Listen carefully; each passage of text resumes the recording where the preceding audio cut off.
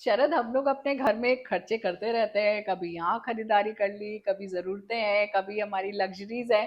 तो खर्चे तो होते रहते हैं, लेकिन जब महीना अंत होता है तब ये मन में जरूर एक गिल्टी फीलिंग आती है कि वो बाप रे, इस महीने तो बहुत ज्यादा खर्चा हो गया। और तो ये एक मुझे लगता है कि सभी के मन में ये एक भावना जरूर आती होगी खर्चा करने के बाद। तो ऐसा क्यों होता है, क्यों हमें ये फीलिंग आती है कि हमने बहुत ज्यादा खर्चा कर दिया?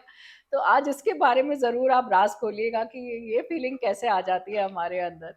जी हाँ, आपका क्वेश्चन सुनने में बहुत साइकोलॉजिकल लगता है कि गिल्टी फीलिंग क्यों आती है, पर हाँ, बात ठीक है। इसका कनेक्शन सीधा सीधा पर्सनल फाइनेंस से है। इसका सीधा सीधा जो कनेक्शन है वो इस बात से कि आप किस तरह से खर्च करते हैं। बिल्कुल, ये बहुत अच्छा लगेगा हमें आपको बताते हुए। हमारी कोशिश ये रहेगी कि आपको ये गिल्ट ना आए। और आपसे डॉक्टर स्वाति जानेंगे। मैं कहीं जा रहा था, वहाँ कोई बुजुर्ग खड़े थे और वो एकदम, मैंने देखा अचानक, बहुत ज्यादा गर्मी भी नहीं थी, धूप भी नहीं थी, और अचानक वो खड़े खड़े गिर पड़े।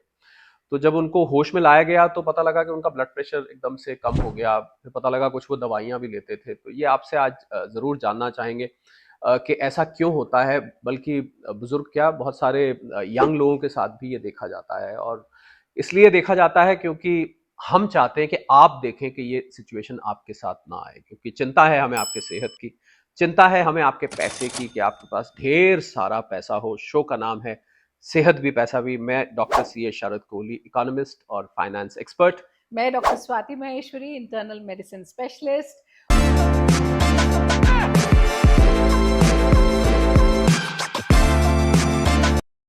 और जैसे अभी शरद जी ने कहा, ये एक बहुत ही कॉमन प्रॉब्लम है जो हम देखते हैं, खासतौर से ऐसे लोग जो कि ब्लड प्रेशर की दवा ले रहे होते हैं, प्रोस्टेट की दवा जिनको चल रही होती है, और कुछ ऐसे एंटी डिप्रेसेंट्स भी हैं, एंटी साइकोटिक्स भी, और जो पार्किंसंस की दवा ले रहे होते हैं उन लोगों में भी हमने देखा है कि इस तरह की समस्या सामने आती है। और जो लोग वियाग्रा, सियालिस, इन चीज़ों का भी सेवन करते हैं, उनमें भी ये समस्या सामने आती है। और इसे हम बोलते हैं पोस्चरल हाइपोटेंशन या ऑर्थोस्टैटिक हाइपोटेंशन। यानी कि जब आप बहुत लंबे समय तक बैठे हैं या लेटे हैं और आप अचानक से खड़े हुए, तो आपको चक्कर जैसा लगता है, आपको एक घुमेर सी आती है, आपको लगता है कि ठीक से दिख नहीं रहा है, धुंधला दिख रहा है, या सर भारी लग रहा है, और कई बार लोग बेहोश भी हो जाते हैं। और ऐसी स्थिति में चोटें लगने की संभावनाएं भी काफी बढ़ जाती है।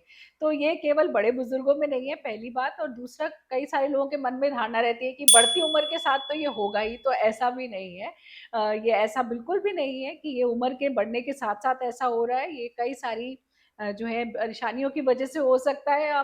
आमूमन तौर पे जब आप बहुत ज़्यादा खाना खाते हैं, उसके बाद भी ऐसा हो सकता है। जैसे आप देखते होंगे, धूप में खड़े खड़े भी लोगों को ऐसा हो जाता है, या ब्लड लॉस बहुत ज़्यादा हो जाए, या कुछ बीमारियां भी ऐसी होती हैं जिनकी वजह से ये होता है। पर ज़्यादातर हम जो देखते हैं वो ये दवाइयों की वजह से जो है ज़्यादा देखा जाता है। और ऐसी स्थिति में कुछ चीज़ें हैं जो ज़रूर, जिनका आपको ध्यान रखना चाहिए, ताकि आप गिरे नहीं, चोट नहीं लगे, और आपके लिए आगे की समस्या खड़ी नहीं हो। जी। जैसे कि ऐसे लोगों को खास तौर से, जब आप खड़े हों, जब आप लेटे हैं या बैठे हैं, तो थोड़ी सी देर, जैसे लेटने से बैठने की अवस्था में आइए और उसके बाद खड़े होइए। तो एक आध मिनट जो है आप अपने बेड पे बैठे रहिए और उसके बाद खड़े होइए, तो इस तरह की समस्या नहीं आती। वहीं बीच बीच में जब भी नींद खुले रात में, तो आप पानी पी सकते हैं। और सुबह खास तौर से जब आप सो करके उठे, तो बेड पे बैठ करके एक दो ग्लास पानी पीजिए और तब उठिए।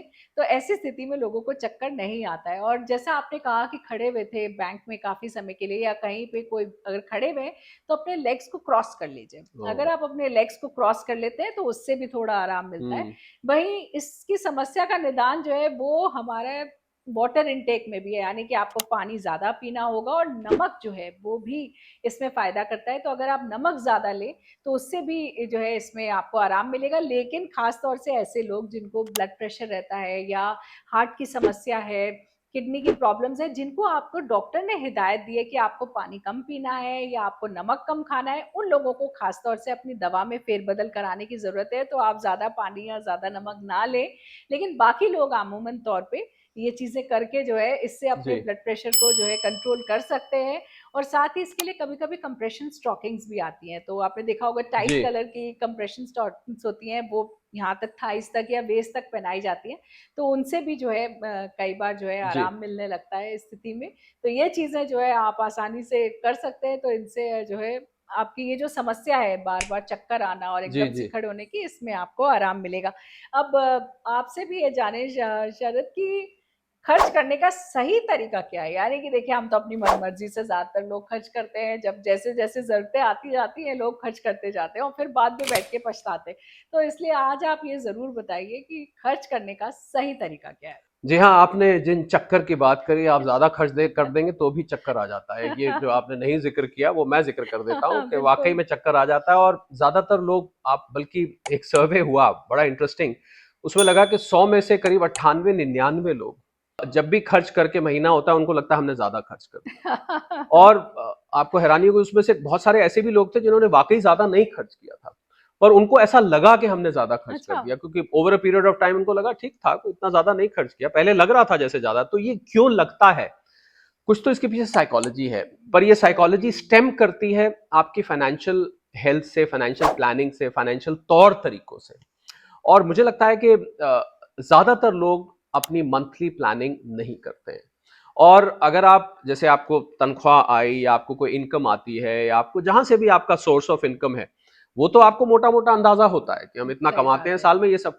पर ये कोई नहीं कहता कि हम इतना खर्च करते हैं। आपने देखा होगा ज्यादातर लोग कहते हैं हम इतना कमाते हैं, इसलिए वो इसलिए भी नहीं बताते क्योंकि उनको वाकई में नहीं पता होता वो कितना खर्च करते हैं। तो मुझे लग रहा है कि अगर आप सच में इस गिल्ट फीलिंग से, बहुत मुश्किल है निकालनी, पहले तो मैं बता रहा हूँ ये आसान काम नहीं है, ये गिल्ट फीलिंग लानी कि ज्यादा खर्च हो गया। कुछ लोग तो मैंने डिप्रेशन में भी जाते देखे हैं, बहुत ज्यादा खर्च हो रहा है। तो आप अगर वाकई में कागज पेन लेके अपने लैपटॉप पर, टैबलेट पर, मोबाइल फोन पर एक फोल्डर बना लें और उसमें आप अपना बजट सेट कर लें कि मैंने महीने में ये इसके इस काम के लिए इतना खर्च करना है, ग्रोसरीज का इतना करना है, शॉपिंग में इतना करना है, लग्जरीज के लिए, कंफर्ट्स के लिए, जिंदगी की जरूरतों के लिए, ये सब अगर आप पहले से लिख के रखें और उसमें एक बॉल पार्क फिगर आप डाल दें और उस फिगर से आप मैच करते रहें। आप देखिए बड़ी बड़ी कंपनीज भी जब फंक्शन करती हैं उनके बजट्स बनते हैं, पहले से बन जाते हैं, एक एक साल। बल्कि कुछ अमेरिका में मैंने कंपनीज देखी डॉक्टर स्वाति, उसमें तो एक कंपनी वाला मुझे कह रहा था कि हम 25 जुलाई 2027 को इतना खर्च करेंगे। मैंने कहा भैया अभी तो 2024 चल रहा है। तो वो इतना ज्यादा मेटिकुलस होते हैं, तो वो सही इसलिए बात होते हैं, है। उनको वो सरप्राइजेस नहीं चाहते हैं। और हम लोगों को मुझे लगता है सरप्राइज लेने की आदत पड़ी हुई है, हम लोग बिल्कुल हैरान हो जाते हैं खुशी में या गम में। पर हैरानी जरूर होती है कि, तो मुझे लग रहा है कि अगर आप बाकायदा लिख कर अपना सारा घर का खर्च करेंगे, मुश्किल काम है, बहुत बोरिंग भी है। आपको सच बात, बहुत बोरिंग काम है, क्योंकि आपने सोचिए कहीं पर ग्रोसरीज खरीदी, उसको लिखा, पेट्रोल डलवाया, उसको लिखा, आपने घर सही में बात है। डोमेस्टिक हेल्प को सैलरी दी, लिखा। बहुत ही बोरिंग काम लगता है और अक्सर मिस होने वाला काम होता है, अरे वो कल तो लिखा ही नहीं। पर मुझे लगता है एक आदत है, ये आदत अगर बन जाएगी तो तो बहुत आपकी अच्छा है। जिंदगी इस गिल्ट से बिल्कुल महरूम हो जाएगी, आपको बिल्कुल ये गिल्ट फील नहीं होगी। मुझे लगता है सबसे आसान तरीका इस गिल्ट को हटाने का यही है। अब ये चक्कर से तो हमने आपको बचा दिया। अब वो जो चक्कर है, जो लोग रेगुलर मेडिकेशन पे होते हैं डॉक्टर स्वाति, और जिनको ऐसी दवाइयां लेनी लाजमी है, मतलब वो इन दवाइयों से बच नहीं सकते, उनको लाइफ लॉन्ग कुछ लोगों को कुछ दवाइयां लेनी पड़ती हैं। वो लोग कैसे अपने रूटीन को एडजस्ट करें कि उनको, क्योंकि अब दवाई का कुछ ना कुछ साइड इफेक्ट तो होता ही होगा, उसकी वजह से भी आपने बताया चक्कर आ सकते हैं। तो क्या उसको न्यूट्रलाइज करने के लिए उस साइड इफेक्ट को क्या करना चाहिए? देखिए, बिल्कुल शरद, जैसे सबसे पहले तो एक तो आपको इसका डायग्नोसिस करवाना चाहिए और बहुत सिंपल होता है। आप अपने डॉक्टर के पास जाएंगे तो वो आपका ब्लड प्रेशर बैठने में, खड़े होने में, सब जगह नाप करके देखेंगे और फिर देखेंगे कि कितना फर्क आ रहा है, और उससे हमारे कुछ मापदंड है जिससे हम ये बता सकते हैं कि आपको ये समस्या है या नहीं है। और एक टेबल टिल्ट टेस्ट भी होता है जो किया जाता है, जिससे आसानी, तो बहुत सिंपल सा तरीके हैं जिनसे आप पता लगा सकते हैं, कोई बड़े बड़े टेस्ट नहीं कराने हैं इसको जानने के लिए। दूसरा चीज़ है कि अगर आप इन चीज़ों से परेशान हो रहे हैं, इस तरह के वाक़ये आपकी ज़िंदगी में हो रहे हैं, तो आपको अपने डॉक्टर से अपनी दवाइयाँ एडजस्ट करानी चाहिए। यानी वैसे कि कई बार हम दवाइयों को चेंज कर सकते हैं, उनकी डोज़ को चेंज कर सकते हैं, उनके लेने के समय को चेंज कर सकते हैं, जिससे कि आपकी जो ये समस्या है, उससे आपको जो है निदान मिल जाएगा। तीसरी चीज़, जैसे मैंने कहा कि आपको अपने उठने-बैठने के स्टाइल का ध्यान रखना होगा। आपको जो है अपने पानी का, आपको कितना नमक आप खा रहे हैं, इन चीज़ों का ध्यान रखना हम्म। होगा। और कई बार जो ऐसे लोग होते हैं उनमें शायद हम लोगों ने देखा, एक बड़ा फैंसी सा टर्म है जिसका हम इस्तेमाल करते हैं, कोट हैंगर हेडेक। ओह आई सी। यानी कि इन लोगों में, जैसे कि ओह हमारे आई सी। हैंगर्स होते हैं जो कोट या। टांगते हैं, तो जो कोट का जो हैंगर का लूप है, उसको आप हम्म। अपना सर समझिए। तो ज्यादातर जो ये हेडेक होगा, आपके सर के पीछे से आपके कंधों में जो है, हम्म। इसका दर्द जो है ज्यादातर लोगों को होता है।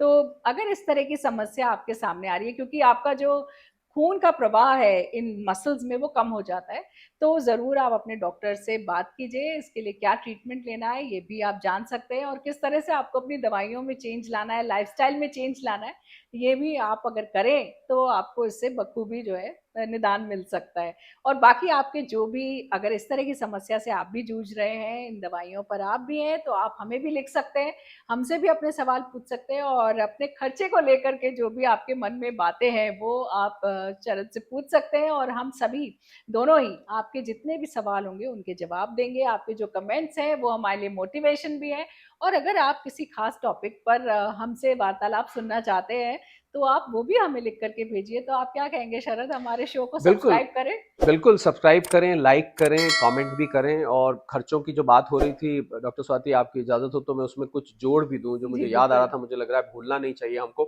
कि आप खर्चों की कैटेगरीज़ भी बनाइए।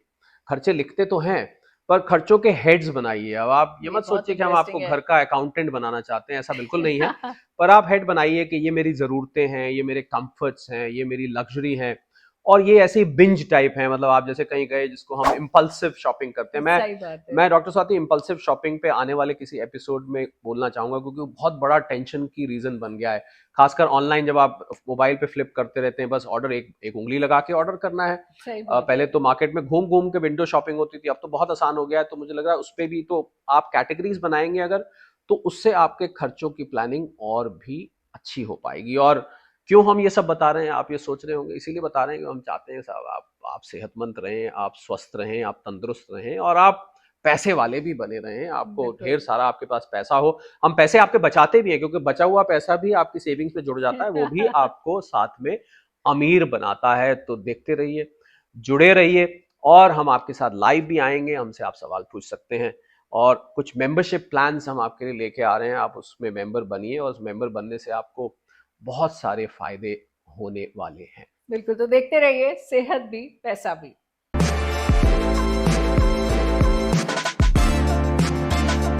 शरद, मुझे याद है जब हम छोटे थे तो हमारी नानी जो है ना वो एक बही खाता लेकर बैठती थी एंड ऑफ द डे, और वो सारे हिसाब लिखती थी, दूध वाले को इतना दिया, प्रेस वाले को इतना दिया, सब्जी इतने की आई, और बड़ा इंटरेस्टिंग होता था। तब तो हमें बड़ा मजा आता था, और फिर हम कैलकुलेट हमें नानी दे देती थी कि भाई जरा जोड़ो कितना हम्म, खर्चा हो गया आज दिन भर का। वो खाली तो इंटरेस्टिंग ही नहीं, बहुत यूजफुल भी था। हाँ। एग्जैक्टली वही चीज आज जरूरत है। देखिए, हमने कुछ चीजें जो छोड़ दी जिंदगी से, उसने हमारी जी जिंदगी को कॉम्प्लिकेट कर दिया, स्ट्रेसफुल बना दिया, टेंशन की रीजंस बना दिए। और बिल्कुल। जो नानी जी आप जो बता रहे हैं आपकी नानी करती थी, वो बहुत बढ़िया। वो क्योंकि आपको कभी याद नहीं रखना पड़ता कि मैंने कब क्या खर्चा किया। तो और आपको कल को अगर रेफरेंस भी चाहिए, आपने मान लीजिए आपकी सही मेड को बात है। कब सैलरी दी, आपको नहीं याद है किस दिन कितने पैसे दिए, नहीं याद है आपको, उसमें भी वो बैक रेफरेंस में भी वो हेल्प करता और बिल्कुल, और मैं देखती थी कि कैसे उनको हेल्प करता था कि आगे के खर्चे किस हिसाब से है। जी। करने हैं, कहाँ कम कहाँ ज्यादा करने हैं, और कुछ खर्चे तो बिना बताए आ जाते हैं जिनकी किसी को भी खबर नहीं होती है, तो बिल्कुल उनके लिए आप बिल्कुल प्रिपेयर्ड होते हैं। बिल्कुल।